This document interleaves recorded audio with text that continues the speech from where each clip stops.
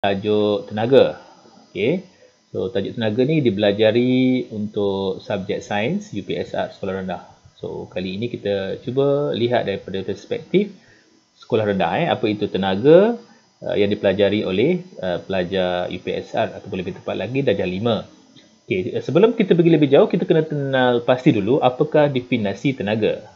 Jadi sebenarnya tenaga ialah kebolehan untuk membuat kerja. Okey, ataupun tenaga ialah kebolehan untuk melakukan kerja. Itu adalah definisi tenaga. So yang pertama kena tahu definisi dulu. Okey, lepas itu kita kena tahu bahawa ada 9 jenis sumber-sumber tenaga yang kita pelajari dalam darjah 5 ini. Okey, so sebelum kita mulakan 9 sumber yang kita ada, kita kena tahu juga bahawa kita ada satu sumber yang khas ataupun sumber utama yang kita ada untuk kita hidup kat dunia ni, iaitu adalah matahari. Jadi matahari sebenarnya adalah sumber utama untuk kita survive kat bumi ini, kerana sebab kita banyak makan sayur-sayuran. Jadi sayur-sayuran pun perlukan fotosintesis untuk menghasilkan makanan, betul tak? Jadi dia perlukan matahari. Jadi kalau matahari tak ada, maka makanan tidak dapat membuat makanan, kita tak dapat makan pokok. Dan juga haiwan-haiwan pun tak dapat makan pokok tumbuh-tumbuhan kan. Jadi mereka tidak dapat makanan, maka kita tak boleh survive. Sebab itulah matahari adalah sumber utama bagi kita sebagai manusia. Okey. So kita buat 9 arrow yang kita ada. Alright, so yang pertama kita ada sumber matahari, iaitu sumber tenaga solar kan. Kita ada biogeosen. Biogeosen ni contohnya macam pokok-pokok kita tebang, kita boleh hasilkan dia macam untuk jadikan tenaga lah kan. Kita boleh bakar dia dan sebagainya. Okey, kita ada namanya adalah bateri. Kita boleh buat bateri pun sumber tenaga. Dan kita ada nuklear. Okey, nuklear. Nuklear bukan setakat buat bom, kita boleh buat elektrik nuklear. Kita ada air, kita ada tenaga air. Hydro, kalau kita tak lebih belajar akan datang namanya hydro. Kita ada bahan api fosil. Bahan api fosil contohnya macam gas asli dan juga petroleum. Ataupun senang cerita macam petrol AKTC itulah. Salah satu bahan api fosil. Okay, kita ada tenaga ombak. Tenaga ombak ni kalau setengah-setengah negara dia boleh buat boleh generate kepada elektrik. Kita ada tenaga angin, kincir angin, dan juga satu lagi adalah sumber makanan pun kita makan pun sebenarnya dapat menghasilkan tenaga kimia yang ada dalam badan kita. Okey. Okey, jadi seterusnya kita nak tengok juga perubahan-perubahan bentuk tenaga yang ada dalam topik ini. So, tenaga sebenarnya kita boleh berubah-ubah ya. Sebelum kita tengok sikit apa itu perubahan tenaga. Jadi tenaga sebenarnya boleh berubah-ubah dari satu bentuk kepada bentuk yang lain. Bentuk tenaga yang lain. Contohnya keupayaan, kita ada tenaga keupayaan mungkin boleh jadikan di kinetik. Elektrik mungkin boleh jadikan di cahaya. So dia boleh berubah. Kat sini cikgu tak explain semualah, kita explain beberapa contoh saja untuk menunjukkan macam mana tenaga itu boleh berubah. Okey, yang pertama tengok tenaga elektrik, kita boleh ubahkan dia menjadi tenaga cahaya dan tenaga bunyi. Contohnya seperti television ataupun TV ataupun monitor kan. Monitor PC tu.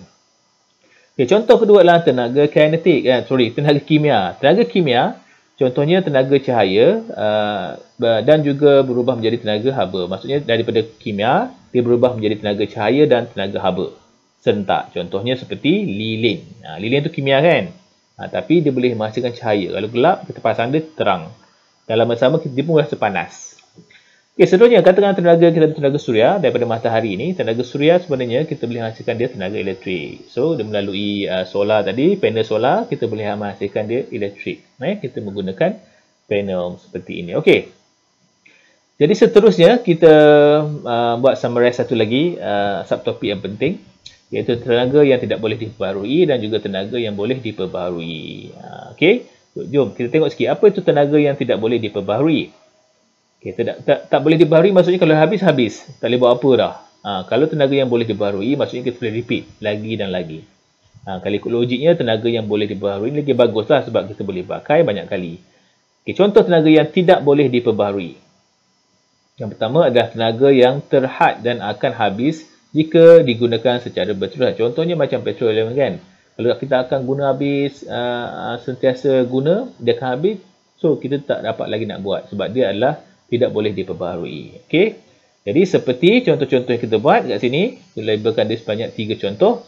Bahan api fosil, bateri, bahan nuklear. Bahan nuklear juga adalah satu benda yang tidak boleh diperbaharui. Kalau dia habis, katakan contoh uranium. Kalau uranium tu dah habis, so tidak boleh jumpa lagi. Nanti kita tak boleh buat uranium.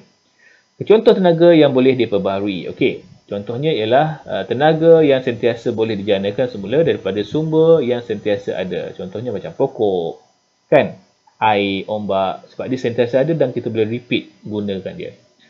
Okey, tenaga yang tidak akan habis seperti kita akan list down kat sini beberapa contoh tenaga-tenaga yang boleh diperbaharui. Okey, so kita ada beberapa kan. Yang pertama ada matahari, tenaga solar lah. Selagi ada matahari, selagi itulah kita boleh guna. Ada angin, angin sentiasa ada kan. Kita ada ombak, ombak kat pantai tu selalu ada ombak. Jadi ada air, makanan dan juga biogeosin. Biogeosin ni contoh macam apa ni, kalau kita pergi dekat tengah-tengah negara, najis lembu pun digunakan untuk membuat pembakaran. Kalau kat kita mungkin kita boleh pakai apa ni, pokok-pokok lah, kita tebang pokok, ada pokok-pokok yang tak digunakan tu kita boleh jadikan dia biogeosin. Jadi ini sebuah sedikit ringkas mengenai tenaga yang para pelajar UPSR belajar. So diharap video ini dapat menjadikan awak boleh membuat revision dengan cepat lah. Kan, kalau nak buat satu whole topik memang banyak juga. Jadi ini macam seolah-olah memberi awak idea secara pantas, mengingat kembali topik-topik yang dibelajar dalam bab ini. Okay, so jumpa lagi. Alright, see you.